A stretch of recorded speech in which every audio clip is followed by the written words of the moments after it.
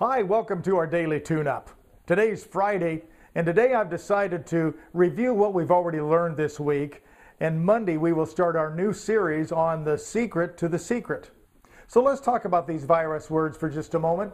We've learned about why, try, need, but, should, don't, and hope. Why? Boy, when you use that word, it throws a dagger at the person you're talking to. It immediately puts them on the defensive and they feel like they've done something wrong. Change the word for why to what was your strategy when you thought of that. The word try takes away all of your integrity. If I owed you $100 and I say, I'll try to pay you Friday, what do you really hear? That's right. You hear probably it's not going to happen. And when people say that to you, you know that. And when you say that to other people, that's exactly how they're looking at you. Then there's the word need. Need is a terrible virus word because it takes the locus of control outside of ourselves and puts it out there somewhere in the universe. It makes us feel like something out there has to happen before something in here can happen. Get rid of the word need and use the word choose. I choose to do this, not I need to do this. And then there's the word don't. Don't is a huge virus word because it centers on the neurological law of negation, which says in order not to do something, you first have to think about doing it. How crazy is that? So when you say don't, what's right after that is what people obsess on. Don't think of a banana, and notice how it just pops in there. So tell people what you want and tell yourself what you want rather than what you don't want. And then there's the word should.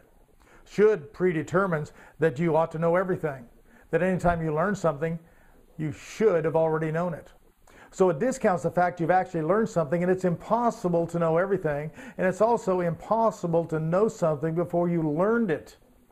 Should has you thinking in that negative fashion, so you're down on yourself for learning anything.